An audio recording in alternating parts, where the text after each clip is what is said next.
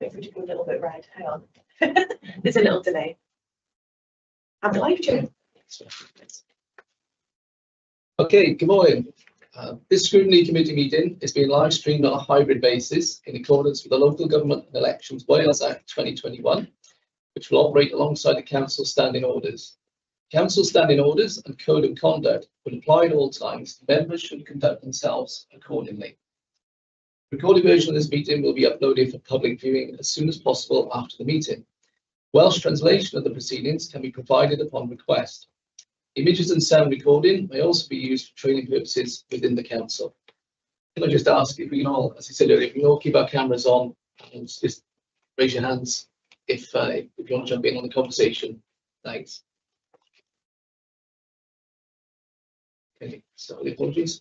Yes, we've got apologies from Tanya Evans-Shea and Councillor Baker Westhead. Okay, can I ask if anyone has any declarations of interest? Myself is my daughter's a social worker.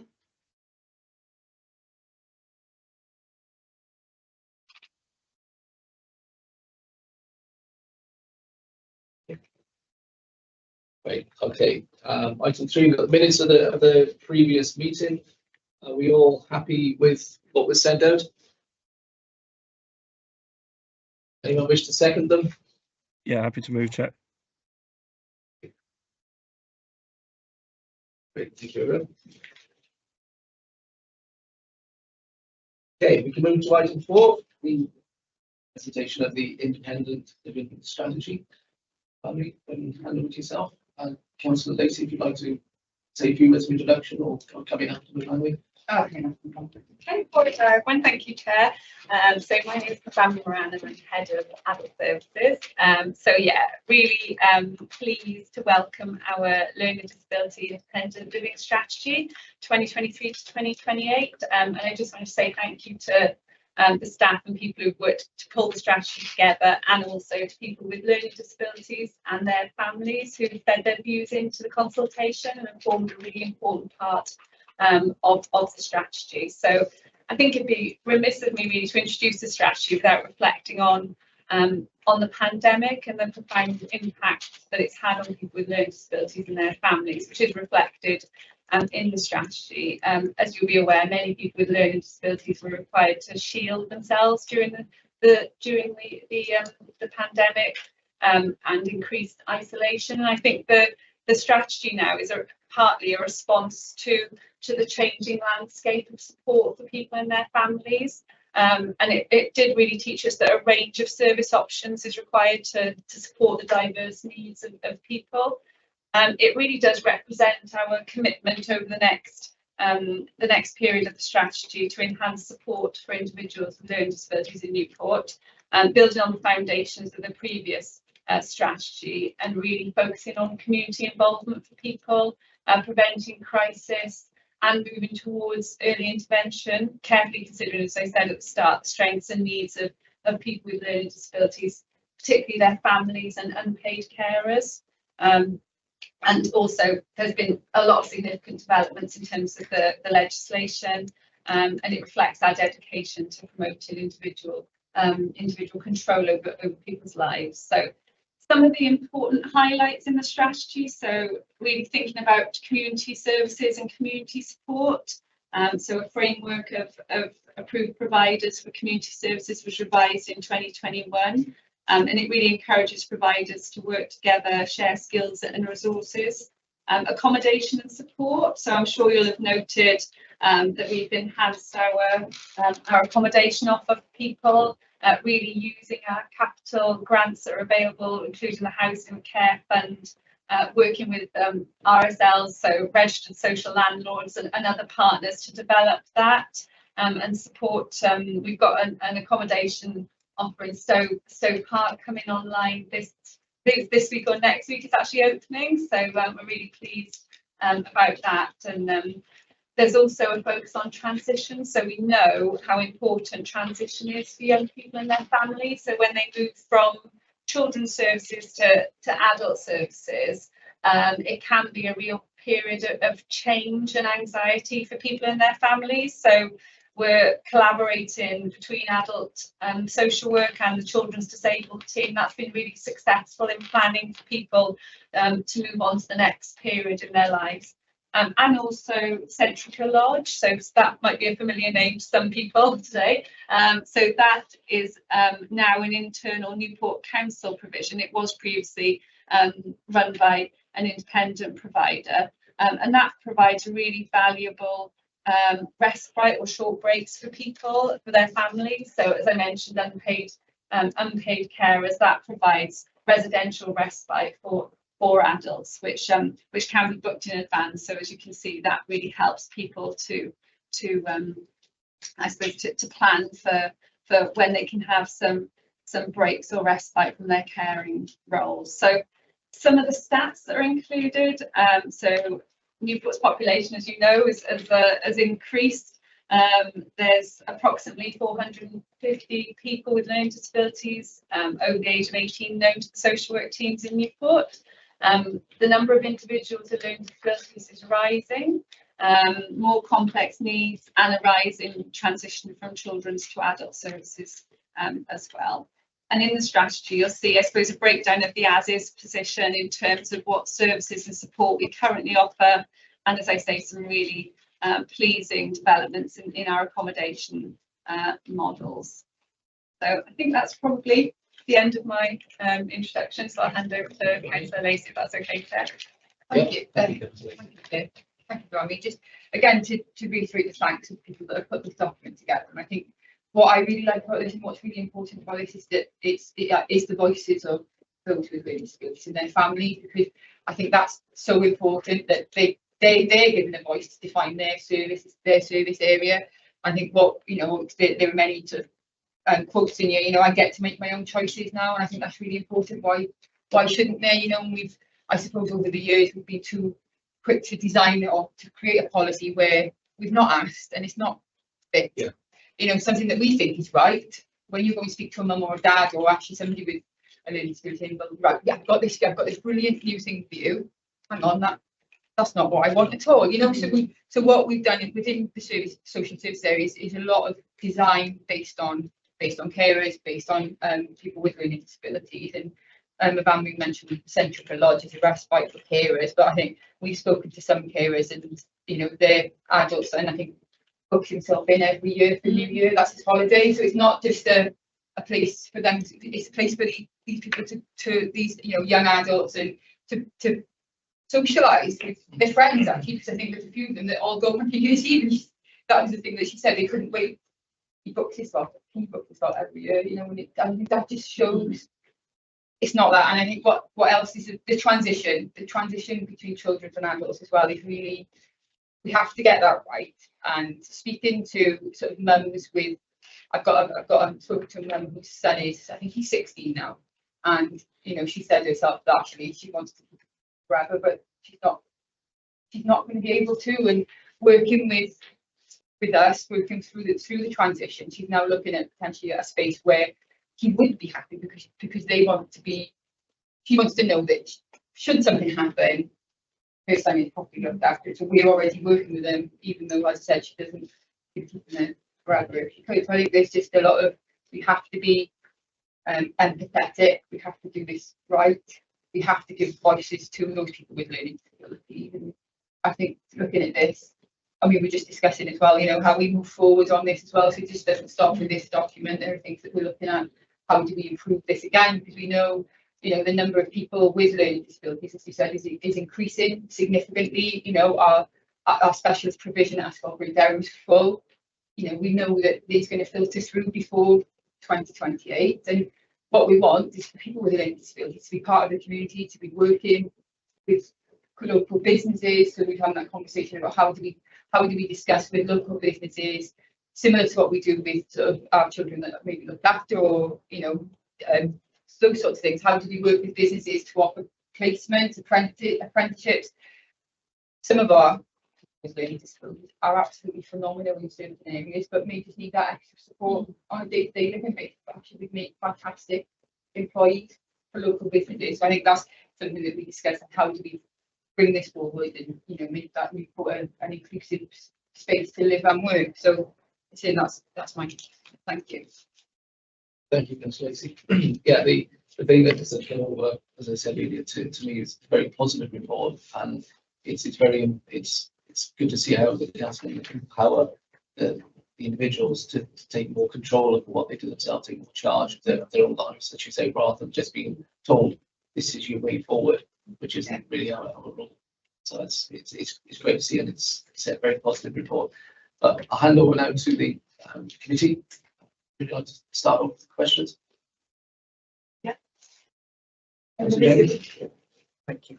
It is lovely to read the positive outcomes and feedback, but there is big concern about housing provision. I've read that we've got 90 adults living outside of Newport. Is there a timeline of when you're going to be able to bring everybody back, or is there, like, how, if you can bring everybody back at once, how are you going to decide who comes back and who doesn't? Thanks, Councillor James. That's a really good question, and I suppose it's worth mentioning the Closer to Home Welsh Government initiative around bringing people back to where they're from, back to their communities. As we said, linking people into their communities is a direction of travel. So what we need to do first is enhance our provision in Newport. So that's exactly what the strategy is designed to do. So we've got another two properties, which at the end we put the timeline in for when they're coming on board. It's really key to design the right provision for people, because the reason that people are obviously out of county is because they've got needs that at the moment cannot be met for whatever reason in Newport. So if we have a range of options available in Newport, then there will be scenarios where we can bring people back. In terms of offering people, I mean, there will be some people who have been in long stay provision for a number of years, who are very settled there, who may well, and it may be their choice to remain where they've been, and most of the people will be likely to be neighbouring authorities as well.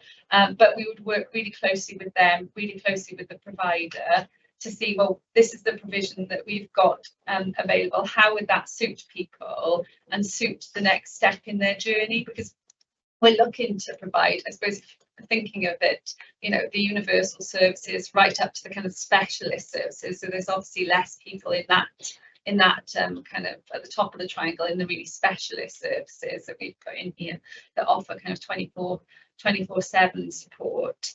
And it's looking at that whole range of services and actually knowing the people that we've got out of county really well and working with them really closely to say, well, actually this, you know, we've got this provision coming on board. Would that potentially work for you?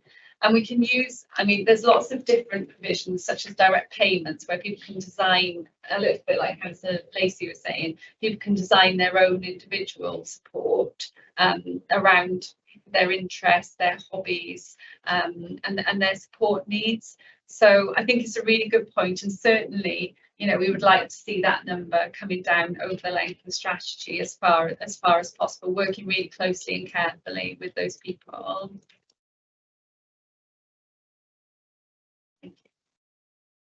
Steve? Yeah, thanks very much, Chair. Just on the back of that, and I understand obviously what has been noted, and thank you for that answer. I suppose within the context, it's just you know, good to understand whether or not we understand the capacity that we can have.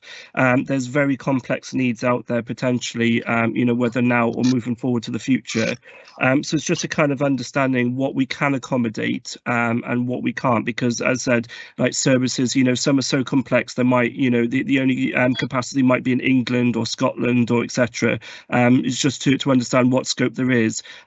You know, on a personal feeling, and please correct me if I'm wrong, we're never going to eliminate all people out of county, but we can obviously, I know the strategy is to help reduce it. Just is there any response to about how we can accommodate as best as we can, but also do we understand the capacity? Thank you. Thanks for that question. So I think it's really important to say that most people with learning disabilities, the vast majority, live in the community. So out of, I'm just looking at our statistics in the strategy here, so out of the 478 people with learning disabilities, there's 31% in supported living, 13% in residential care, shared lies 5%, but So it's worth thinking of it, I suppose, in those terms. So residential care, apart from the long stay, hospital provision would be our highest form of support. So that we've got very, very few people who are in long stay NHS provision out of Newport. It's a really pleasing picture in Newport in that regard. So you can see from those stats there that actually, if 31% are in supported living, then you may say, well, actually, you need to enhance that provision. But what we're also looking at are options such as core and cluster flats, where actually, people have got their own front door, which is really important for people, their own flat, their own kitchen, their own ability to, I suppose, enhance their independent living skills, that they can actually, potentially come out of residential care if that's their choice and live more independently, but with a provision that there's also staff based in one of the flats. So you may have 6 flats in a block, one flat, there's staff in, and they provide support flexibly to the people in that block of flats. So you can see that there's a need for a whole different variety of that provision. And as I say, very few people would be in NHS hospital provision, which was, as I say, the closer to home policy from Welsh Government. Okay, thanks. Thanks, Steve. Councillor Reynolds, I'm going to bring you in, and then Councillor Cleverly. Thanks, Chair. Before I ask a question, I just want to say, actually, it's so good to hear that a lot of what you're saying is talking about people rather than just the strategy itself. I think sometimes it's so tempting to say we've got a strategy where we want to bring people in and bring them back in county, in city, and so on, and we forget that there's real people at the end of all this. And as you said, if there's somebody who's been settled in a particular accommodation and they're happy there, just because we as a council want to increase the figures, those individuals, it's so important that they get what's right for them. So it's really good to hear that. The other thing I was really pleased about as well was we talked about the transition services, and as somebody who works in care myself, I know it's been one of my, not just me, the people I work with as well, one of our biggest concerns over a number of years has been this cliff edge, basically, that people fall off when they reach the age of 18. They have this superb care and support package up until the age of 18, and then until relatively recently there was almost nothing, and that is changing massively. So it's so good to hear that. One of the questions I wanted to ask was about the external providers that we use. Obviously, in a situation like this, in this sort of scrutiny meeting, we scrutinise the overview and what's happening generally. More sort of internally, are there mechanisms in place to scrutinise those individual providers that we use, and look at the collaboration between us to avoid duplication between different providers, make sure there's communication between them as well as between ourselves? Thanks, Councillor Reynolds. That's a really good question, and thank you for welcoming the focus on people's voices. I agree with you, and there's still work to do around transitions. I don't want to give the impression that it's a really challenging area, but we are focused on it. Yeah. There is. That's fair to say.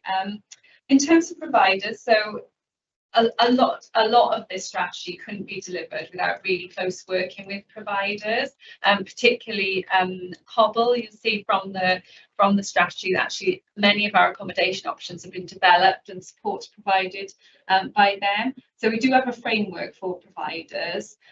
We also have really clear kind of commissioning contracts and procurement processes. So we would anticipate providers having a focus on things like adult safeguarding, would, I suppose, align with Newport's values and ethos, and would work it, I suppose, with people in a very person-centred way. You're right around ensuring that there's not duplication of provision, and I suppose part of our commissioning and contracts team would do that mapping of, well, what have we got in Newport? What do we need? What's the unmet need? And things like the population needs assessment that we have are really important around that. So we can see actually matching current provision. A really important part of the strategy is planning for the future. So we're going to have to work more closely with providers, particularly when we're thinking of actually what have we got in this local area to ensure that people can access employment options and opportunities, and that is done really hand in hand with providers. So I know you know about the CIW inspection that we had recently, but part of that around the partnership working is one of the things that they look at, and they take into account our relationships with providers, and they considered that our partnership working in Newport was excellent with providers. So we really do work in partnership with them, particularly in this arena, and just gives them assurances. Can I just follow up with a question, Jim? Because you mentioned employment, obviously with adult services. I mean, you've got providers that are providing those care services. Yeah. But in terms of employment, obviously a lot of people will need support in that employment. How do we approach employers in general in terms of trying to get that support in those employment settings? This is what we were just discussing, weren't we? Outside, because as you said, you know, as you see, there's a lot more sort of people coming through with complex learning disabilities and things, and you know, people who want to work, it gives you that liberty, doesn't it? And I think we were looking at something that, you know, it's not necessarily in this, but looking at, you know, working with, we've got some really good employers through Newport that work with our, as I said previously, the sort of looked after children, youth justice children. And I think that was our next step, was approaching some of those companies and, you know, potentially going to and saying, you know, is there something you can offer? So I know flexible options. I love watching the flexible. I don't know if any of you are on Facebook where flexible options put what they've been doing for the day. So obviously we've got a lot of our sort of adults that go there, so the day, etc. And you know, they do all these life skills. Yeah, I was in Aldi last week, and I think it was myself who came in to do their shopping, and it's just promoting those life skills then to be able to go, as you said, into work. What I'm hoping that we've been able to make Newport a new diversion friendly city, which will promote then employers around the city to also do the same, put in reasonable adjustments. Again, sort of conversation that we were having about you know, and a lot of employer reasonable adjustments are not massive to have people with learning disabilities in work. A lot of the time it's compassion. It might be being late in the morning because, you know, you're a little bit unregulated, or you can't get, you know, to allow then sort of our adults, you know, really fulfillable life in the workplace, you know, increasing sort of their social circle, and then actually sometimes not needing quite as complex provision as they did, because it all sort of drops into place sometimes. And I think, so we are looking at working with Newport employers that we've got good connections with. Because we mentioned sort of Norse as a name that came up, that's slightly changing. But I think actually looking inwards at ourselves as well, in terms of as a local authority, what positions can we make available, or positions that we can look at. So I think that's something that we need to do, is look inwards and look at, you know, can we offer apprenticeships or placements, or, you know, 2 or 3 day placements for people if they want to come in to work within the parks team, or, you know, actually within data, you know, into that team, you know. I think that's something that we can take away from this, and start, you know, knocking on doors within the civic, say, right, what jobs have you got for us? Because we want to go out and I think that's what we need to do. Yeah. I think we all need to look at that, look back and really promote. Like you said, you know, I know there's a number of companies, mostly charities actually through Newport, that offer adults with learning disabilities positions, and you know, on a voluntary basis, or they go in and work. But you know, I think they should be paid. You know, so it's all well and good having voluntary positions, but actually, you know, why?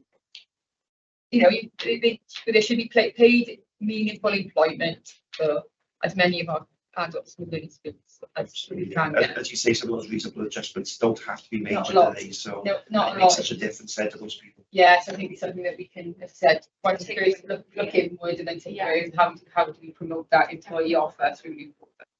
It's great that it's been so proactively looked at. So yeah, thanks for that. Thanks, Chair. Do you think then, just picking up on that, is worth building something into the strategy directly on employment, just enhancing it a little bit more, just going on how you delivering the strategy? Yeah, I think maybe not in terms of it. I think it's something that we need to look into. I think, but once we've started looking at it, we understand that we've got a valid framework to work on, then absolutely yes. Because what we wouldn't want to do is, whilst we want this to happen, is to put it in there and it not get delivered as we hit these barriers. I think what I think, and obviously what I'd like to see us do is make those inquiries, see what we can put in, see what we, and actually once we've got right, yes, that is a possibility.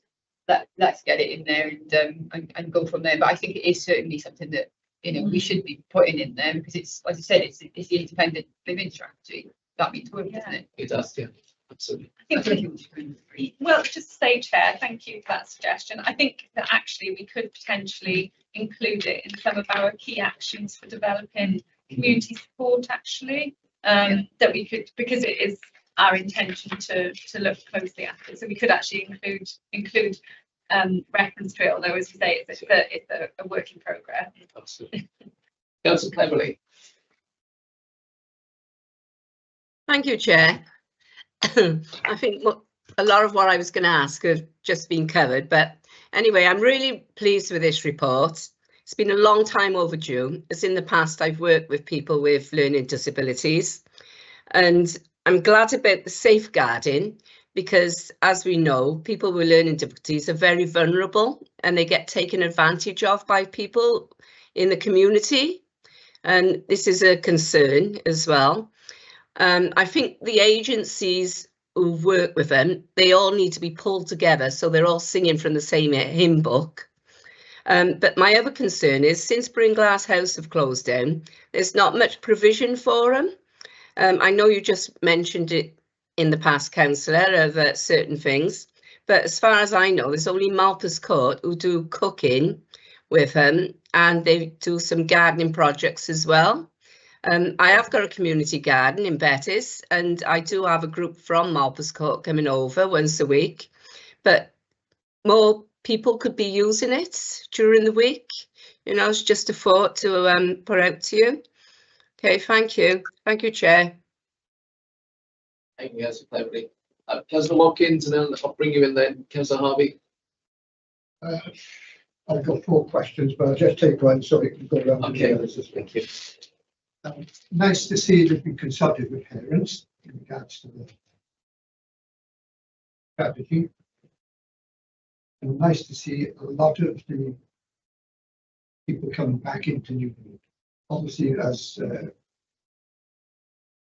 that's not going to be 100%, because there's still things that can't happen.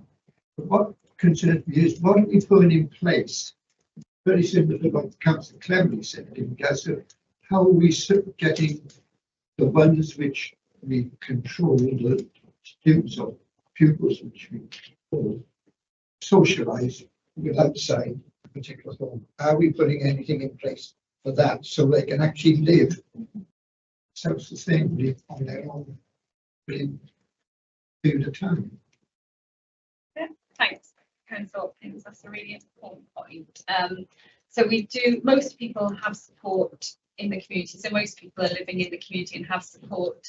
So they would have a care and support plan. So that would look at every aspect of their what strengths they've got. What are they good at? What do they enjoy doing? But we would support them then quite often through something called a direct payment, where they are able to be supported to employ a personal assistant. So if, for example, somebody wanted to go swimming, but they didn't feel confident enough to go to the leisure centre potentially, then they would have somebody with a particular set of hours that plans put together with themselves and a social worker, and they would then, I suppose, work to that plan and review that plan as we go forward. So that's how it works for a number of individuals.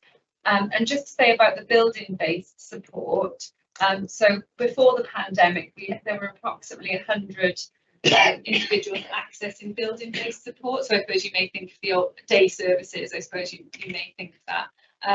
And it's now approximately 82. So there hasn't been a huge reduction, although Brynglas has closed, and that was prior to my time in Newport. But there are other day opportunities being offered by the independent sector that we've got. There's only been a 20-person reduction in that, and there'll be other support for those people. So they will have made a determination, actually they didn't want to continue with that building-based support, but they would rather, as you say, have somebody who's like a support worker who would, you know, go to things with them if that's what's needed.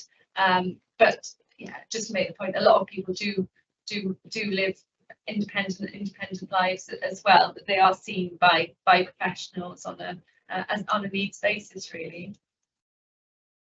In regards to, you mentioned about support within the community. Yeah. Finding positions, for instance, and also socialising within the community, which I think is a very needed, because they tend to live within their own home and the support package which they've got. I'm looking to possibly look at what can they do outside that. Can they go and visit clubs, cinemas, and places like that, and socialise with other people? So practical options to do that, don't they? And again, just one of our providers, and they take groups bowling, they take them, you know, a lot, as you said, just standard things to do, go to cinema, go bowling, you know, they have cooking lessons, they go on trips, they, you know, so it is that, like I said, that normal sort of life, you know, why doesn't want to go socialising with a group of your friends, go out bowling with a group of your friends as well. And obviously we've got, you know, growing spaces, and as Councillor Craffu mentioned, you know, we're thinking expected to improve. There's a lot of options out there, but I said I would recommend it not nipping onto the Flexbot option Facebook page. And it's just a joy to watch, and it's just a joy to see, you know, all the different things that go on. And there's one Chepstow Road, isn't it? There's one chapter, and then there's another one. So we've got this, I think there's a couple of bases within the city that it, you know, yes, you know, they, and it is just it's just really, they go to the, you know, they get hairdressers in, they do just day-to-day things, which is so important. I understand getting hairdressers in. No, to show them how to do the hair. I know what you're saying, they need to be taken to the hairdresser. Exactly. I think that's what Ymddiheuriadau was saying in terms of having that support worker that would help you go into the hairdresser. So that's what that support worker is there for, where you see people sometimes, you know, where, as I said, that's what they want them to do. They want that support today to go to hairdressers, to go shopping for their food, you know, so they're not getting somebody to do it for them, they go with them, but it's just that little bit of extra support. So that's what the direct payment offers in that sense. Thank you. Councillor Harvey? Thanks, Chair. What evidence is there that the current transition planning from children to adults is effective, and how will the strategy improve the outcomes for the young people with complex needs entering the adult services? And what about the comorbidities such as dementia, and what contingency planning is in place to address the potential gaps in care and housing capacity, because we all know we're at breaking point. Thank you, Councillor Harvey, for that. So in terms of transition, as I said in response to Councillor Reynolds, there has been some really positive developments in terms of we do have dedicated staff working in the disabled children's team with adult services. So they will start that planning, I suppose, much earlier on than has been done previously. So, you know, thinking about children 16, 17 who have complex needs, are under the disabled children team, and are likely to require ongoing care and support from adult services. So trying to prevent, as Councillor Reynolds said there, that cliff face for people and their families, and also to build in, well, actually, you know, this is what's worked for you really well in children's services. How can we replicate some of that support in adults, while also looking at what additional support you may require, bearing in mind all the challenges around, you know, legislative changes, policy changes when you become an adult, and trying to mitigate the impact of that. I think it's going to be a growing area. In terms of, you know, myself and the head of children's working really closely together, but also the service managers in both areas working across to understand that actually, you know, we need to work. I suppose we need to do more work harder in that area as time goes on. As you said, it's an area of growing demand for us, and there are statistics in the strategy about how many people roughly have been transitioning from children's to adult services. I suppose in terms of thinking about the contingency planning around people with dementia. So, you know, really pleased to report that people with learning disabilities are living longer, actually. So what that means, you know, for people with learning disabilities is that there are also more complexity as they get older, dementia, and you're right about the housing capacity. So, I mean, what's really pleasing to us is that we have been able to enhance the accommodation offered to people, and those are people, I suppose, over 18. So thinking about dementia and people's needs, it's always a spectrum, isn't it? So people may, you know, start off with cognitive impairment prior to, I suppose, you know, moving along in a dementia type illness. So we are really pleased we've managed to enhance our accommodation offer, and that is for over 18s. There's no exclusion to that. If people are excluded by care and support needs, then we have other options for them, such as shared lives. So that is where a person with a learning disability can effectively live with other adults, say either a couple or a single person. And I know Councillor Lacey mentioned about following a particular provision on Facebook. They also have a dedicated Facebook page on shared lives, which is operated out of Caerphilly for Newport City Council. They run that provision for us, and there's some really positive examples and stories on there of the difference that being in that provision has made to people. And again, that would be people over 18 who could receive care, you know, as you would in your own home, I suppose, from domiciliary care agencies. They would receive care in their home as part of that shared lives provision. I think, you know, part of the question also relates to the care of people with dementia, and we know again that is a growing, likely to be a growing population over the next 10 to 20 years. There's going to be more people with dementia, and we certainly need to plan provision for that, and to enhance our residential care home offer. That is certainly another, outside of this strategy, that's certainly something that we are looking to do, and that's medium to long term planning to meet those needs. So there's no easy answer, I don't think, to those two really insightful questions, but it's all in the planning and prioritising for both of those areas. If I just come in on the dementia related question, I sit on the regional partnership board, and through that there's an offshoot for the dementia work, and it's being looked into. There's a statistic, I'm not sure the exact figure, but people with learning disabilities are much more likely to have dementia. So it's being noted within that arena, and it is something that we're working on, you know, going forward. So it is being looked into, because there is that sort of like a stark statistic that it is much higher people with a learning disability. But as we're probably, you know, now we're probably starting to see that, because the life expectancy is increasing so much, which is good. But now we're starting to see the result at the end of it, as I said, and that is one of those statistics. So it is being looked at from a health point of view as well. Sorry, can I just come back in? Just to say as well that we are planning for a housing and social care board to be set up amongst, supposed to enable strategic planning. There's already a lot of good strategic and operational planning that happens between social care and housing. I don't want to give the impression that there isn't, there is, but it's looking at actually how do we plan for these huge challenges, as you said there, that we know are coming, and how do we plan together actually to ensure that we've got the right provision for people in the future. And when there are opportunities to bid for capital grants, then we've got our priorities that we all are agreed to, and we work together to make those bids. Seems like that sort of board would be a priority, because as Councillor Reynolds mentioned earlier, it is all about the budget. This is only going to cost more and more money. So they're having the ability to be able to tap in, know where to tap into for extra resources early on, is going to then sort of ease the pain a little bit down the line. And that's the key, is prevention, the preventative. If we get these placements up ready, you know, that we all know that preventative is one, it saves money, but most importantly, it stops people falling to that crisis point in the first place.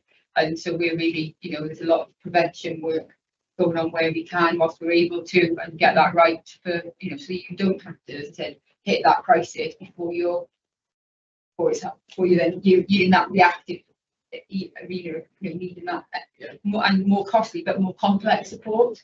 So yeah, absolutely. Councillor Davis, you had your hand up earlier. It's coming round to you. Yeah, thank you, Chair. Question I've got is loosely regarding what you're just talking about with regarding funding. What challenges exist in CHC eligibility and funding transitions, and how are they being addressed? Councillor Davis, well, I think you've hit the nail on the head there with the question. So the challenges. So there's different criteria. I'm sure you're probably aware of this, but there's different criteria for continuing healthcare funding for children compared to adults. So the criteria is different. So quite often, you know, somebody would turn 18 and they would be eligible for CHC funding, whereas the day before, when they were 17, they wouldn't have been eligible for CHC funding. So you can see that that causes all sorts of challenges for support services for families, and obviously for the most importantly for the individuals themselves. I think it's really vital that we have people in the local authority who really understand the criteria for CHC funding, because for me it's about people's rights. And so if I had a family member who had the right to continuing healthcare funding, you may be very keen that they access that, because unlike social care, health is free at the point of delivery. It's not means tested, whereas social care is means tested. And so you can see actually that if you're taking a rights-based and responsibilities-based approach, if somebody needs healthcare, then they should be in receipt of that healthcare, is my opinion. And so it's really important that we understand when people meet the threshold for CHC funding, and that we can advocate on their behalf, and not just us, that we get independent advocates, that we advise people, you know, actually this is the right place to go for help and support and advocacy if you require it. So the best, I think, what we can do as the council in adult services is have a really, and children's, is have a really good understanding of what the criteria is for CHC, what people's responsibilities are under CHC, because it is clearly set out, albeit it is a real challenge to obtain it for people, but we will absolutely always advocate for people's right to have that funding where we consider that they should be having it. And there are avenues. There's a disputes policy in adult services that we can utilise, that we encourage staff to use, so that you know, the disputes can be properly looked into and escalated where that's appropriate. I suppose my concern, and the concern implied in the question, is that people aren't able to access the funding that they need. And then what may potentially happen, and happens in lots of local authorities, is that our legal threshold is here and the NHS thresholds are here, and potentially then social care are coming up to meet that need because there's a gap. So that is a real concern for us organisationally as well, that we're acting above social care and kind of bumping up, I suppose, towards healthcare, because there is potentially that gap. I don't want to give the impression that our relationships with the health board are adversarial. They're not. We do really good work with health in general at operational and strategic levels, but that is a real area of challenge for us. And as I say, we've got to understand the criteria, we've got to advocate really strongly, we've got to go into dispute, and as I say, we've got to be alive and attuned to the problem, which we absolutely are. I think we've got the relationship with health is good, and I think there's we have to put pressure on them. We continue, because there, as you said, there are elements that we're paying for that actually it should be being paid for from a health point of view. And I think we've got a few times now recently that we have got them come to us and pay what they need to pay, and almost then set the precedent on, right, okay, here we go, but I suppose in something else, what we have been told again by carers from adults with learning disabilities, that sometimes they wish they hadn't gone on health care either, because they they feel like they don't get the support they had within social services, which is a testament to how well our social workers work and what they're doing and how much support they get. And sometimes they feel like they've almost gone off a cliff edge when they go into continuing healthcare, because they don't get that essentially just a bespoke offer or maybe a more personable offer. And you know, we try and work with those people as well to ensure that, you know, their needs are still being met, but there is a little bit of a rocky, you know, we are sort of, you know, whilst relationships are good, you know, that's not to say that we're not putting pressure on help either. And again, through the regional partnership, we all sit around. That's why we're there. You know, we're there with help with all the social sectors across, you know, the four and Byw'n authorities. Continue to put pressure within health. Continue to say, look, you need to come to the table now. We can only go so far. Our budgets are very constrained. We have to meet that balanced budget, but you know, it's slightly different with health. And you know, you need to start coming to us with how you're able to support. It's so important again that we don't lose people to crisis, and that involves making sure that they're entitled, they get what they're entitled to, because we wouldn't see our residents needs not met. No. And we will continue to support that even where we don't get that money back. Support that, and it is a budgetary pressure, but you know, that's people's lives, and it's one that we do meet, you know. And sometimes we see our budget is, you know, we've overspent. You know, it's come from looking after people. It's come from looking after our residents. Yeah, absolutely. You know, we absorb that where we can try not to, but we try to get health involved to pay what they need to pay for. Councillor Watkins, do you want to come back in with some more questions? Yes, I got two questions, but one is a short one. Regards, you mentioned about social housing and you're in, like I say, partnership with Pobble. Any other social housing are you involved with, and private housing associations? Yeah, so thanks, Councillor. So we work with all the providers that are on the frameworks. I believe there's 21 of them in the strategy. So our clinician team work really closely with them on a daily basis, and they're delivering a whole range of support services, not just accommodation. But yeah, so yes, that's a short answer there. Yeah, we work with them on a daily basis, and when we're considering you know, bids and I suppose looking at future funding, we would go through a fair process in terms of identifying the best provider to work with on those things, because we recognise that they've got real expertise, you know, that we require really. So there's a really good reciprocal relationship. How do they manage the funding? The RSLs. Yeah. And Do we have to supply that funding, or do they? In general, I mean, it's not my area of expertise, but in general, they get a lot of their funding from Welsh Government grants. Apply for grants through that they do as well. So, yeah. The second question, on page 11 or page 3 of the report, second bullet point down, to reflect significant changes in policy. According to this, Welsh Government policies on elimination of the profit in children's services, introduction to the proposed Liberty Protection Circular has been deferred. Have we got any further information on that? And how will that affect the strategy which you've got?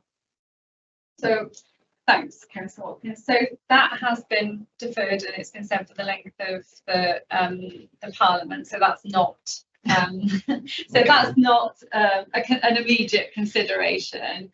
And I think also which should potentially be included in there is on the white paper around rebalancing social care and bringing services and support back in-house. So we will amend and add that in. So, but I think it's thinking about actually the changes in policy there really reflect the direction of travel in terms of councils thinking, well, how can we enhance our internal support services and what we've got? So it's around that shift, I suppose, with bringing particularly Centrica Lodge is a really significant provision for us to have brought back in-house, and we've done a really good piece of engagement with families, with unpaid carers and with the people attending Centrica Lodge. which will be reflected in our adult services end of year plan, around what that provision needs to look like and how we can enhance the support there. So we've consulted with people and their families around, you know, what we're currently delivering, but how could we make it better for when you come here? So that's included in our adult services plan. So have we have an input into Welsh Government at all? Well, in regards to basically finance, what they're going to support us with in regards to the changes which they want. I mean, thanks, Councillor Watkins, for that question. We do get asked, you know, on a number of occasions to contribute towards ministerial advisory groups and other forums where we do have an opportunity. You know, we're also part of ADSS, which is the Association of Directors of Social Services across Wales. So again, we have the opportunity to feed into government policy, yeah, in that regard as well, but not specifically in relation to that decision making.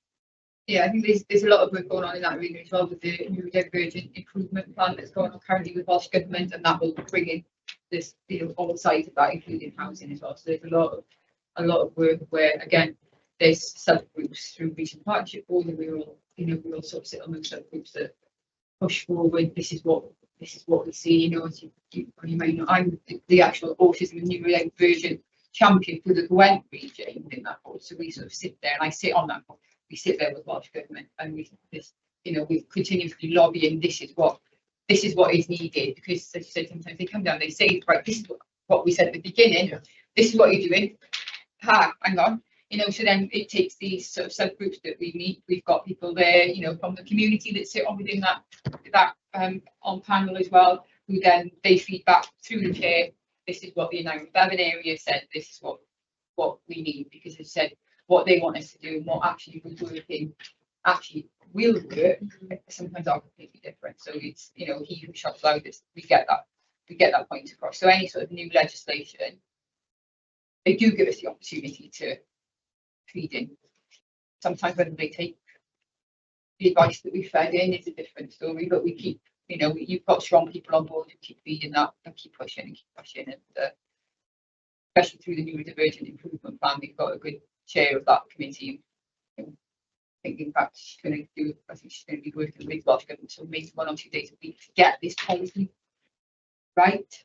But one chance of getting this right, I think, is a big piece of work. We need to take that properly and go forward, and that would also fit in with what comes out the back of that. Will develop into this as well. Just to comment on that, Chair, what concerns me is Welsh Government making changes which puts financial pressure on Newport City Council. No calls from government. That's really what concerns me. That's the alter the strategy all over again. Yeah, thanks. Okay. I think the phrase is Council execution. That's all we're there for, isn't it? And you know, we're you know, there's going to be a change of parliament. You know, we're going through that next year. This thing, and what we want to keep doing is these groups that keep pushing forward. We don't want to, whilst you know whatever happens, we still need to keep the work that's been going on with the Eliminate, with you know, with the Integration Improvement Plan. Lots of things we have to. Again, as I heard, these are people's lives, and we have to make sure that we keep pushing and we keep fighting for those people that don't have those voices, and we are those people's voices, and we keep fighting for what they need. And you know, whether you know there is a change or not a change, you know, you have to keep going, and I think that's what we're going to do. Thank you, Chair. Thank you, Councillor Watkins. Any more questions from anyone else? Please. Just ask one. On page 16, is there anticipating increases in service users? So I just want to ask about support workers. Do we have enough? Or will you be looking to employ and train more staff to help implement the strategy? On page 16 on mine. Page 8 of the report, I think. Oh, yeah. Oh, Sorry. right. Okay. It says anticipating increases in employed population with the rise of people aged. Yeah, thank you. Yeah, thank you very much. So, yes, so as I said, I feel like quite often when I come to scrutiny, I'm saying we're anticipating a rise or an increase in Sorry, I'm a just particular wondering. no, that's absolutely fine. Thanks, Councillor Jenkins. So I think it's worth saying that we are both anticipating increases in population need, but also thinking, well, how can we design our services to meet this need? How can we ensure that we're doing everything as effectively and efficiently as possible? Because there's unlikely to be an alignment in, you know, I suppose our budgets as per the population. So it's looking really importantly at you know what people require, and people with learning disabilities have got really particular strengths. Lots of people are independent, and some people, as we've said, will require minimal support to be independent. So it's really looking at if people do require a personal assistant and they have a direct payment, that we've got enough personal assistant to be able to deliver the support, which was your question. So it's really important because there has been challenges in lots of local authorities across Wales with recruitment of personal assistants. Now, ours is a regional offer for that, so there's a lot of strength in the Gwent local authorities, kind of quite often pooling their resources, working together on an offer. I'm not aware that it's a particular issue in Newport with regard to recruitment of personal assistants, so that's good. Similar to other positive positions that we're in terms of domiciliary care. You know, many local authorities really struggle in terms of domiciliary carers and having sufficient domiciliary carers, and we're not in that position with Newport. So yeah, so it's looking at the range of options. So there will be many people with learning disabilities who also have a package of care delivered by domiciliary carers.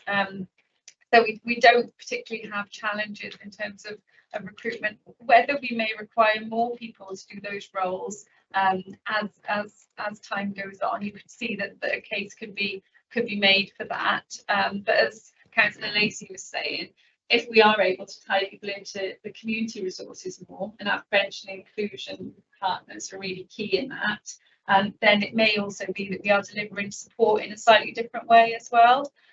More of a community base, more of saying this is happening in your local community, and these are the support available for you here, and actually that may minimise the need for, I suppose, what we think of as more traditional kind of care being delivered. Thank you. Thank you. Oh, thanks, Chair. Funny enough, my question was about that list on page 16, stroke page 8 as well. Yeah. You partly covered this already, actually, so it's really maybe just asking for any additional comments you might have. It's more to do with the budget challenges. Obviously, Newport is, from the census, we know it's the fastest growing city in Wales. All those categories that you've listed there are going to provide increasing challenges for us as a council. So I just wondered what comments you got about the budgetary challenges related to that. And the second question, that's okay, Chair, is to do with direct payments. If I understand it correctly, the direct payments is money that goes directly to the client, so they have control over what service providers they use and what support they want to have for themselves. I just wondered, are there any safeguards in place, bearing in mind that some people find it easier than others to deal with their budgets and managing their budgets? What safeguards have you got in place to make sure that that money is going to the most effective place for them, and it's not the best one in the world, but maybe just accidentally going in the wrong direction, or not being useful or being useful? Thank you very much. So I'll just answer, thanks Councillor Reynolds, I'll just answer the last question first a minute. So, because, yeah, we've recently had a direct payments audit completed, which was really positive around the management of those accounts. So you're right, it's for people to have their own budget so that they can actually be the employer, but with that, that can be daunting and challenging for people. Having said that, direct payments, although now they're offered to a wide range of people with mental health problems, people with physical disabilities, they came from the learning disabilities movements. They came from actually people with learning disabilities saying, this is what we want to be able to do, to be able to control our own support. So they work really well for some people, and they work really positively for some people, but they're not a panacea and they're not suitable for everybody. And social workers would always be attuned to that. And they would certainly very closely monitor and support people right at the start of having a direct payment, to set it up, to find a PA, and we have support services in place for that. And where it clearly isn't suitable for people, then, you know, alternatives can be arranged and people would have direct support. So it's just to give that assurance. And, you know, in terms of the accounts, again, that's not my area of expertise, the financial side of things, but we have had a very recent positive audit in terms of ensuring that those accounts are well managed and supervised by the council. So that's a positive for that. And ensuring, as you said, that there's no safeguarding issues and that the money's well managed. In terms of the budget, yeah, I mean, it would be disingenuous for any head of adults to say the budget isn't a huge risk and a huge consideration for them, particularly thinking about all of the increases in relating to this strategy, but also older people and our other populations that are increasing. I think, you know, to give some assurance that we do have really, you know, good budget management in place. We have very good budget holders that are really attuned to some of these, and we have very good working relationships with providers, which does help in terms of understanding, you know, the quality that they're delivering, the true cost of care, and working with them actually. And they are, you know, we are having good mutual respect and relationships is absolutely vital with them in terms of the budget as well as delivering the care and support. So it's something that I think, you know, we are thinking, well, how can we do things differently? How can we focus more on prevention?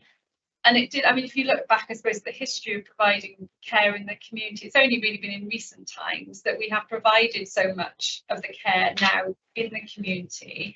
And we're still working on building up our preventative offer, low-level support to keep people, you know, without going into crisis, to keep people at, you know, keep people living well, you know, living the lives that they want to in Newport. So there's a number of different facets to that, including things like employment or voluntary opportunities, social opportunities.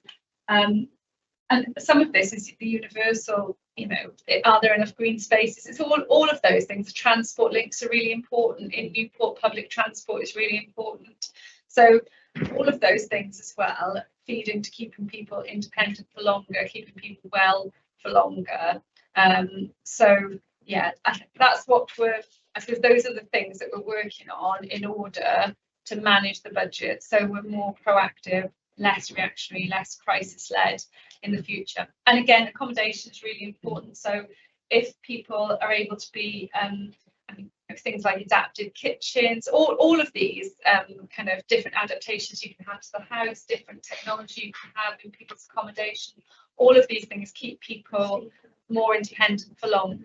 So that's our aim through the strategy. Yeah, I think looking, you know, with the anticipated increases, because we are anticipating them, actually, there's a lot of work going on around them as well with partners, because it's not, we can't do this alone. You know, for example, the young care leavers with a learning disability at risk of exploitation, you know, we know that it's dark, but I think, again, working with employers to help these people who bring them in, and you've got that sort of mentor, you're not on your own, you're not living in the flat maybe that like I said, you've gone from care, you're now on your own with your own money. And so I know, you know, we see it too much, don't we, where, you know, they're then trusting, they're vulnerable, they're going to like, you know what, we're friend, give me your money, exactly what you were saying about the direct payments as well, I guess. But we, you know, there is work going on in the background, and I think working with sort of the comment about, you know, younger people leaving with a learning disability, we also, you know, autism and mental health issues as well. You know, I think what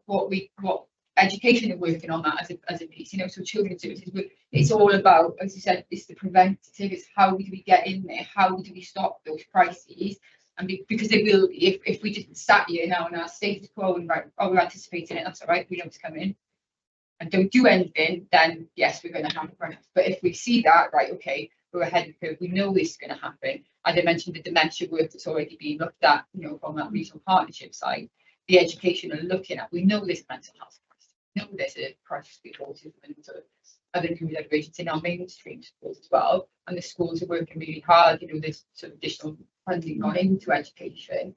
The new diversion improvement plan, you know, the money's at the moment, the money's there, and it's allowing us to do transformation of these services, to look, giving us a little bit of breathing space to look at our services. What are we duplicating and what do we need to change? And then there's a lot of work within the family and Tanya that whilst we've got this, let's have a look at it and how do we change it to be a fit for purpose service, because we can't keep going every year treading water on the same thing and then hoping that next year we're not going to have that same crisis, because it's going to keep going. So there's a lot of transformational work going on. We've put a number of feasibility studies. We've had several feasibility studies through the regional partnership on how to change services. And I think because we, as I said, because we are anticipating it, we've already started to work on it. So hopefully we won't get to that point where it just goes, we're not ready. Anything else from anybody online? Yes, so Marshall. Yeah, thank you, Chair. Just a few points which to raise, and I suppose looking towards the latter part of the report, I think it's page 25, about basically what happens next with the strategy. I suppose for me, it's just kind of the understanding of what success looks like. It's a very good comprehensive actual guide, but then it comes to the fact of what happens next. And I think there could be a bit more bite on there. It could have things like timelines, but also a bit more aspirational what it is that we are doing, and a bit more of a challenge. You know, I hate to say it, but like KPIs, how are we, you know, able to hold to account? So if we come, you know, and see the strategy and the plan moving down the line, how can we then say, you know, has there been success? Has there been enough challenge to the strategy? So it's just kind of, you know, progressing that, but also what will happen with the information and reports, you know, what will happen in terms of stakeholders, you know, with lived experience, would that be able to change? How do we challenge ourselves to ensure that we are the best that we can be? You know, it's not just a kind of like an idle document. Is there, you know, it's a living document. It can change as in, you know, as and when we require it to moving forward. Thank you.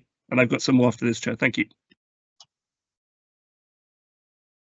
Oh, thanks very much, Councillor Marshall, for that. I think there's a really insightful comments, and I understand exactly the point you're making about what does good look like, what does success look like, and I suppose thinking about how to deliver the strategy, there'll be a number of these elements in the adult services plan for 26, 27 as well. But I think you do make a good point.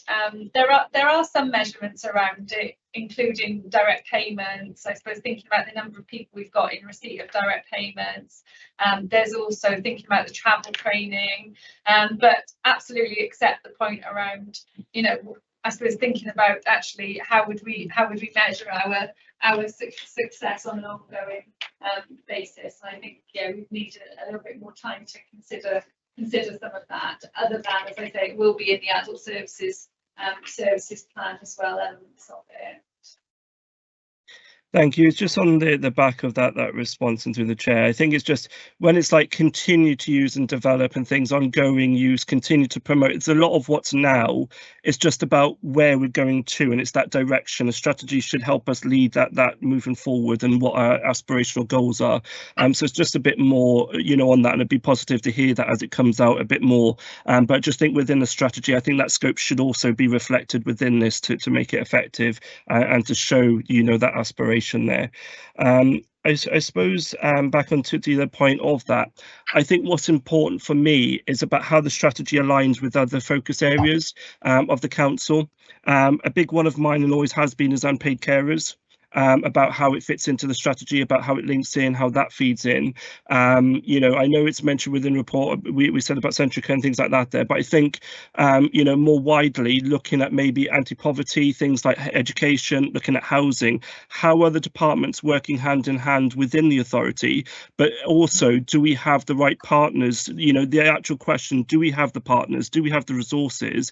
And then where do we scope, you know, what scope have we undertaken to look at other partners, what can they bring to the table? And I think that should be part of that, to showcase that we've looked, we've evaluated, we've reviewed it, but also this is what we're going to do together collectively to make it the best that we can.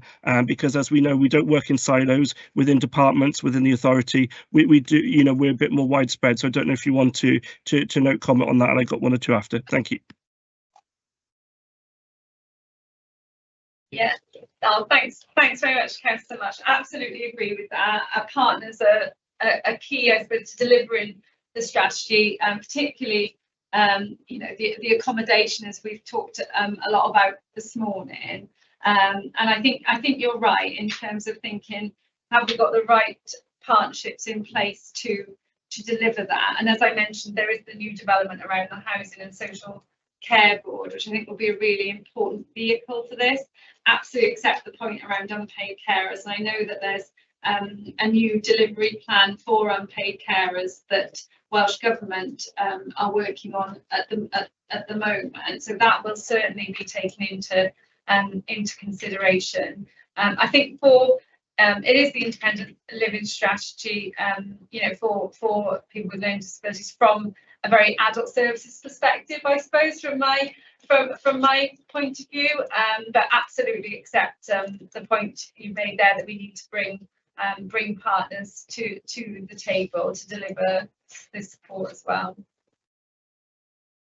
Thank you. And I think just to reiterate, if you don't mind, I know it has with the response, but please focus on the anti-poverty side as well. I know my colleague on this call, Councillor Harvey, has done amazing work with LIFT and making sure that they have benefits. And I didn't see that within the scope as well, to make sure that the financial support for those individuals, they get the full entitlement of what they have, but also for their families. And I think that's imperative to fit within the scope that we can. So if that can be maybe, you know, reviewed and looked at, that would be very much appreciated. I suppose, on that. And I suppose the other side, to conclude, is just I would ask maybe a little bit more emphasis on innovation, especially maybe, you know, looking at the complex things. Is there anything that we can do with plans? I know adults do fantastic stuff with equipment, with technology, about hybrid model, you know, things like that there, but also looking about early intervention. I know we said, you know, early intervention and prevention is ideal in this type of thing, but also utilising what assets that we do have and the knowledge resource that we have, looking at the hub in the indoor market, you know, about all the different items that people can have and how that can be maybe looked at in terms of this plan. You know, what support and items can be brought forward to support these individuals, you know, in order to have a fulfilled life as much as we can support them with. Thank you. So, Councillor Marshall, so there's a number of employees within social services, and in fact myself, that we're AI assistive technology champions, where, you know, people will go, which is actually, sorry, it's moved from the market, it's in the library.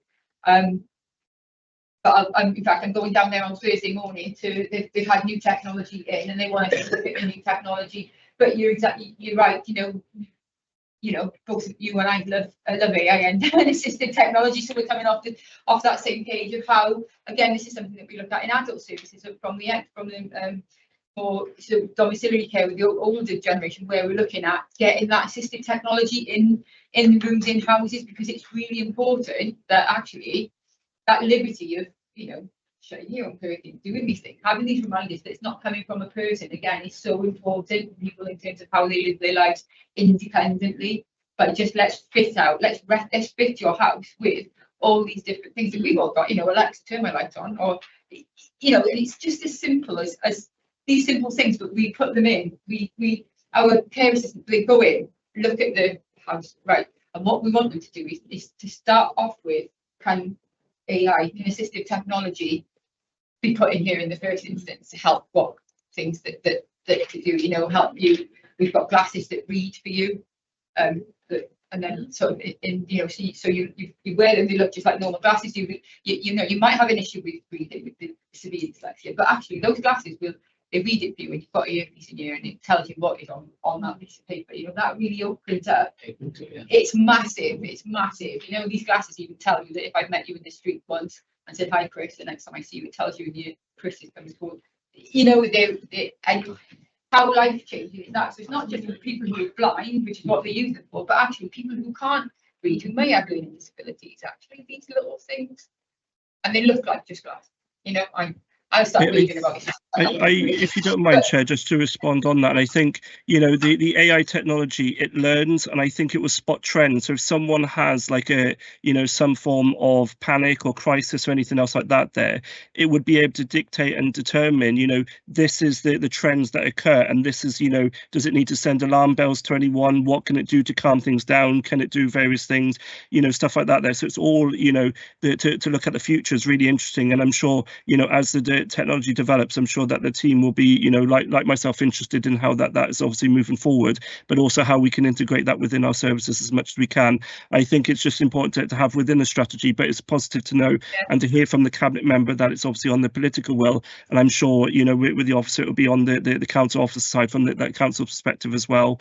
So it'd be good to hear. Thank you both.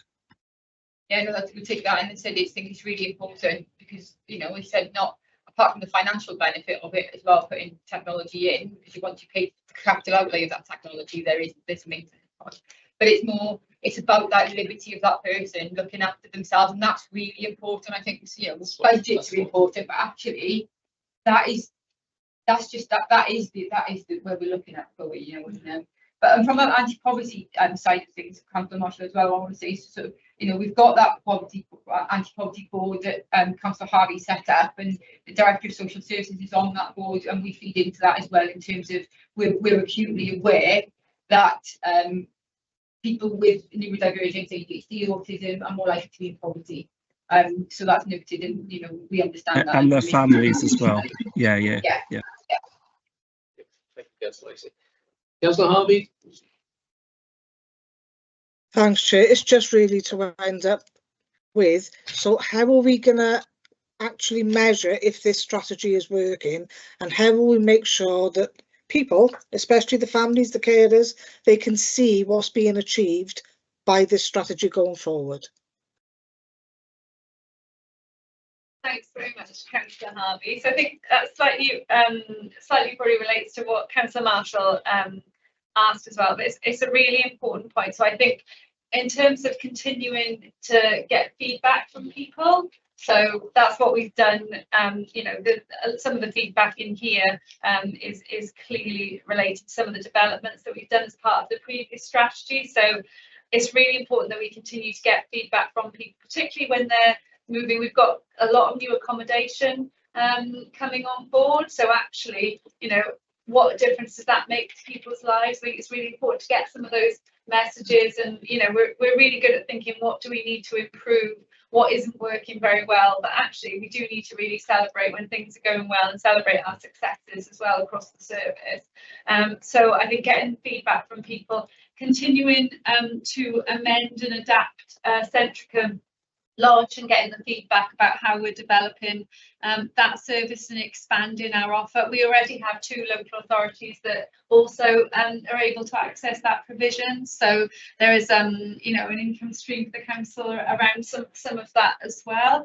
I think Councillor Marshall made a really good point, and I will go away and review some of our promises on delivering the strategies, check that they are smart enough and that we will be able to measure them. So thank you for that feedback both. But there are some things that we can count, I suppose, in terms of thinking about how many people you know, have direct payments, how many people have care and support from us, how many people are accessing building space. All of those things are things that you can count, and you can see where we have an increase. And for the more subtle things, the things around the partnership working, preventative measures, that we also need to consider how to get feedback around some of that. So yeah, thank you for that point. It's a really important point, but I think people's voices will be, and families and unpaid carers will be key as well going forward. I think future. Yeah, because what about those who are not, what about those who are living independently, they're not actually accessing any services? Can we reach out to them as well to make sure we're encompassing everybody? Yeah, thanks, Councillor Harvey. Yeah, that's a really good point, because as I've said, a number of times. We might be delivering care and support to 400 people in Newport, but actually there's going to be a lot of a wider population of people who don't come to our attention actually as well. And I think, you know, those people are also likely to be, I suppose, maybe potentially accessing community centres or assets, leisure centres, colleges. So it is important that we also think about, okay, this is our strategy for people that we've got, you know, that have got care and support needs, but also how are we tapping into that universal support, you know, working with Caroline, Ryan Phillips and others in the prevention and intervention side of things as well, that actually we can gather their feedback about, I think it's unmet need as well. So thinking, well, how are we gathering information about unmet need? And some of that comes through the population needs assessment as well, doesn't it? Because that focuses on particular population groups. To inform, again, it's all about planning for the mid to long term, isn't it? And that's probably why the strategy is over so many. It probably seems like a long length of time, but actually, you know, I suppose in adult services world, 5 years isn't particularly a long time with some of the issues we've discussed this morning. So thank you. Definitely not. As councillors, elected members, we all also have a part to play in that we share links and paperwork and whatever, we signpost people. So it's not just an officer-led approach. We all need to be doing the same approach to make sure those who are missing out are dragged in to say, look, this is available, what do you need? I think Councillor Harvey's right, it's absolutely prevalent on elected members that, you know, we do share across our community pages. I know a number of us go to different groups where we meet with residents or we meet with different people. You know, I met with the carers forum. I go to sort of some of the ADHD different groups and speak to parents, speak to carers.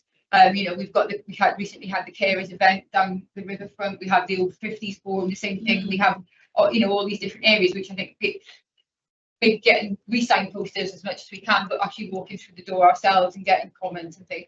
One thing I was going to look at is potentially something that we can look at adding to this, because we mentioned is about the employment and how many offers of employment we get and how many of our adults with learning disabilities actually become in. You know, once we've got that in there, that would be a good one. Or how many, you know, aspirationally, how many offers, how many positions are there for people if they wanted them? So we've got X company saying they've got 5, they've got, you know, can we get this right? We've got 10 spaces available for people that may want those jobs, similar to what we do with our sort of care leavers, making that, you know, making those positions. But I think there's a lot we can do. As you said, some of it is difficult to measure. It's just if we keep going the way that we are, that is good. But I think the big one I would say would be nicely to annually have feedback from our absolutely.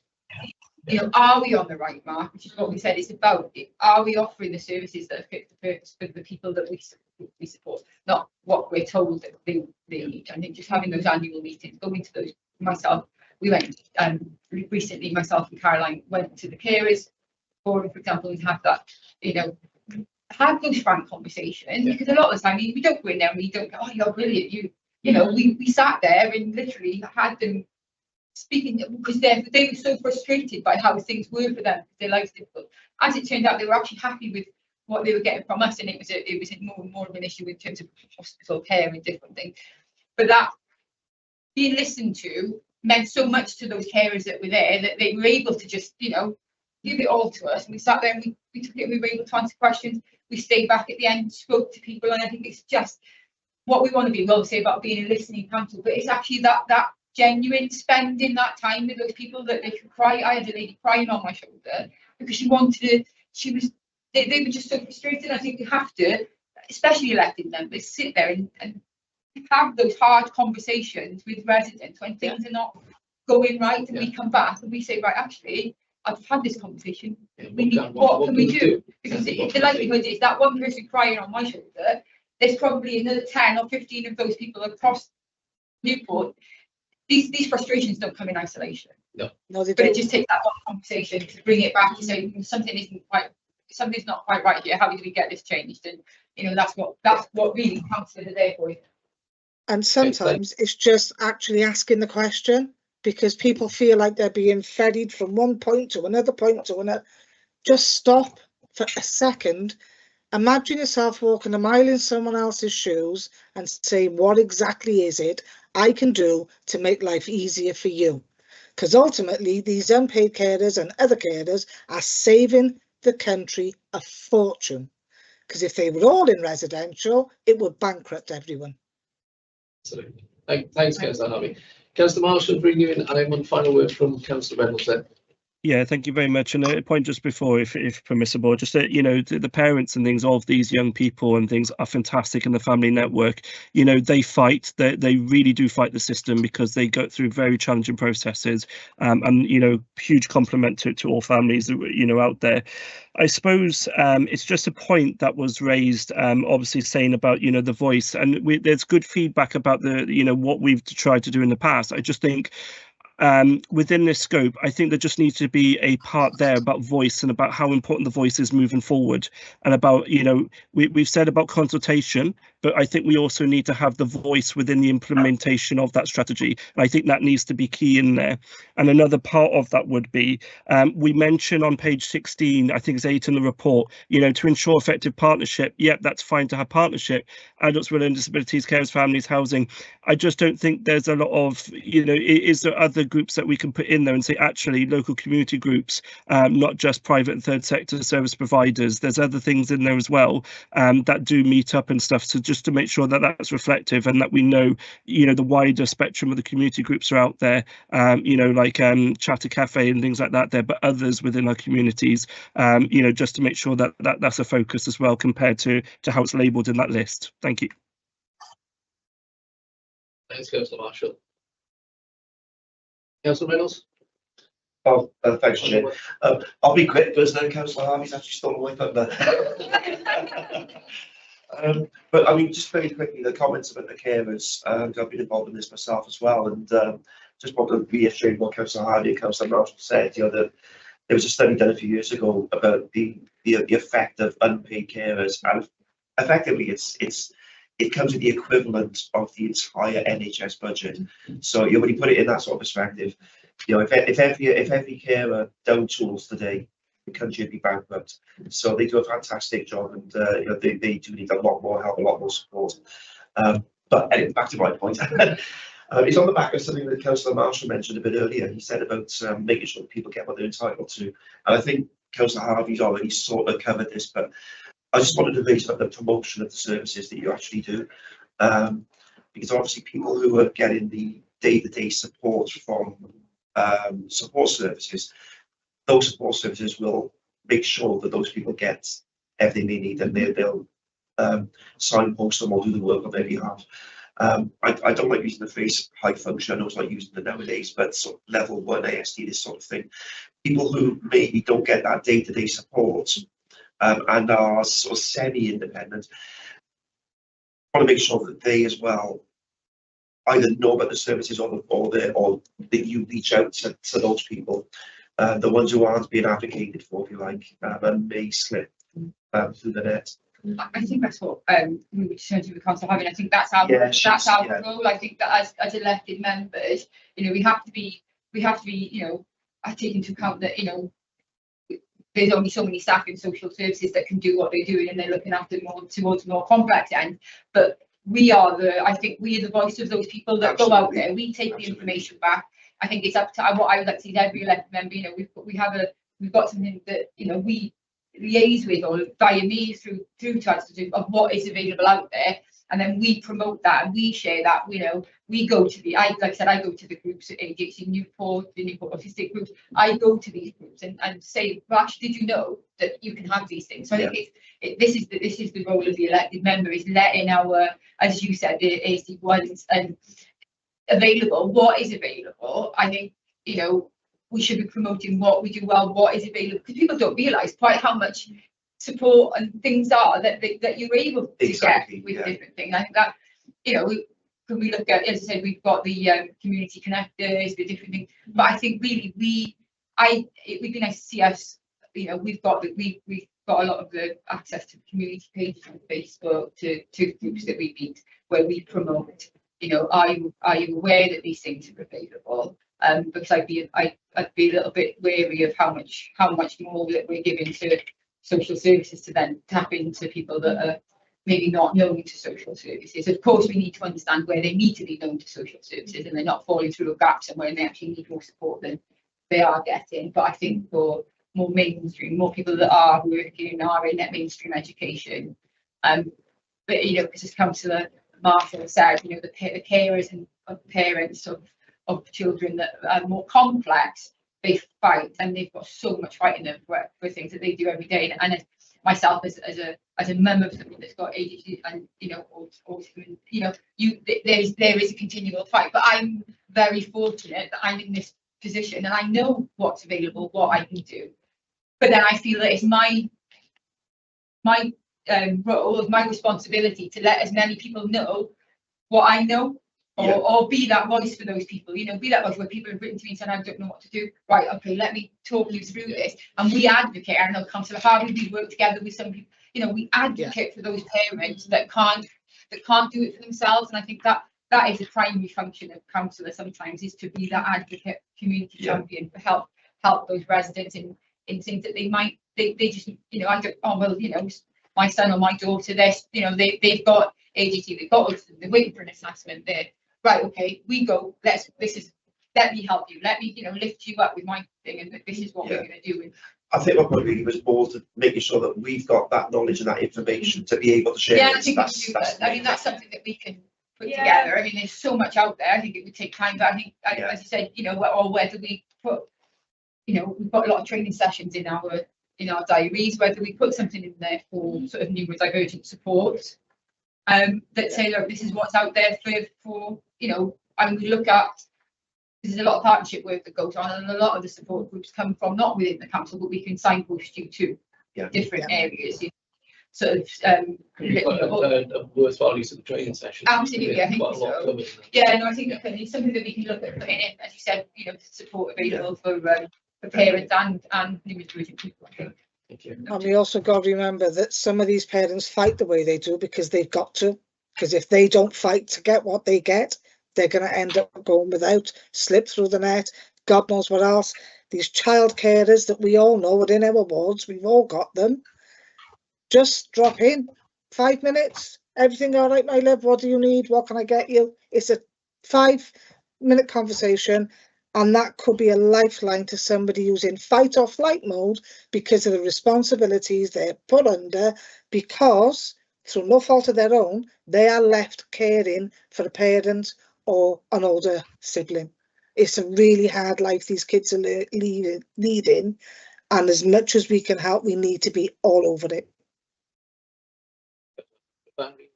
Oh yeah, thank you, Councillor Harvey, for that really powerful point.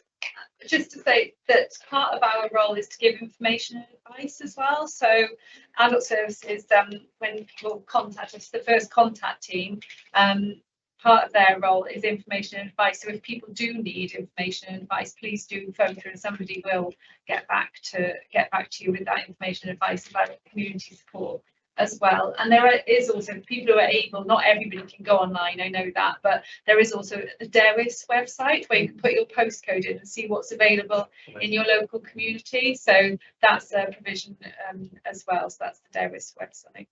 Thank you. Okay. Thank you, Melanie. Thank you, Councillor Lacey. Thanks very much. Yeah, I'll just go through what I've got. Obviously, if there's anything you want amended or added, just shout and let me know. So I've got the committee recommended developing the action table to highlight aspirations and improve effectiveness of measure of progress. I've got that the committee recommended including the development of employment offers in the strategy actions. That we recommended that the strategy be reviewed to include how it works in tandem with other council strategies, plans, partnerships for service delivery. Highlighted the importance of the service user feedback and direction in the strategy. Highlighting the importance of promoting services and provision to ensure that those who will benefit are able to access access it. And that members recommended that this could be explored in a training session or a seminar to get shareable knowledge. And aside from that, I've just got a really quite in terms of strategy. Anything to add or anything to amend? mention of assistive technology in the strategy as Yeah. well? No problem. Or more emphasis, I should say, on assistive technology.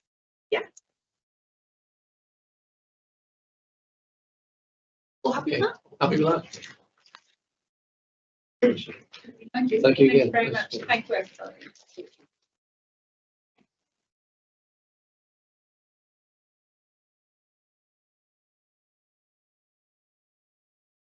Thank you.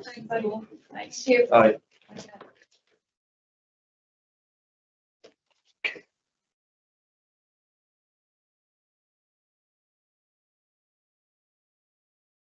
Okay, so is there anything that we want to add on to the forward work programme coming out of this morning's strategy meeting?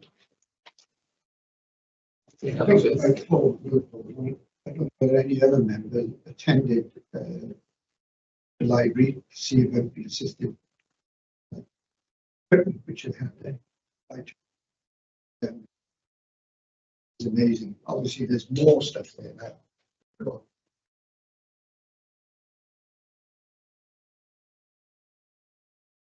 that's out of it. We'll tell them at time to just pop in, take yourselves know and see what equipment is available there. It's very Thanks. Do you want me to whisk through a couple of updates in the Scrutiny Advisor section, Chair? Yes, please. So, bear with me while I fix my agenda. You'll be able to see that our actions and our outcomes are all up to date. The 8th action about the curriculum reform, I know that a member session's been organised for that now, so I'll mark that as complete. And you'll have a much shorter action sheet for the next meeting. Same with the outcomes monitoring, I'll be able to take those off and just pop ours in then ready for response from officers. As Chair already said, our forward work programme's in there as well. Quite a busy year ahead of us, but a good one, I hope. Is there anything that the committee wanted to note or add, or are we happy with it as it is for the minute? Obviously, it's a rolling document, we can make changes as we go, but it is committee's work programme, so it's sort of up to you what you want to see.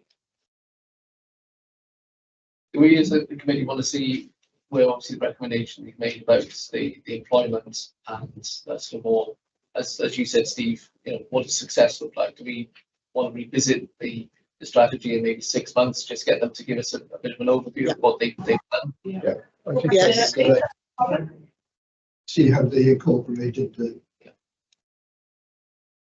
It was about, I can note that down as an action, just request the 6-month update, and we can always decide at that point whether you think further updates are required as well. Are you happy for that to be sort of an information report that comes to you via email, and then we decide if we need to put it in? Yeah, we can do that now.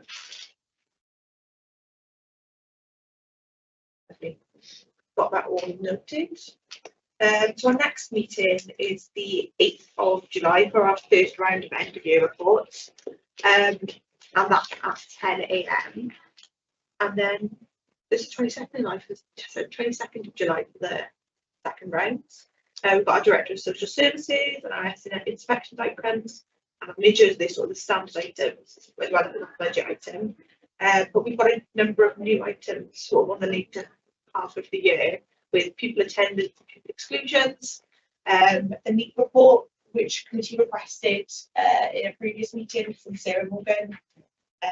And yeah, back to sort of standard items from Key Stage 4 and Welsh in education. So quite a varied workload this year. And we'll just see how it goes. Okay. Thanks, everyone. Thank you very much. Thank you.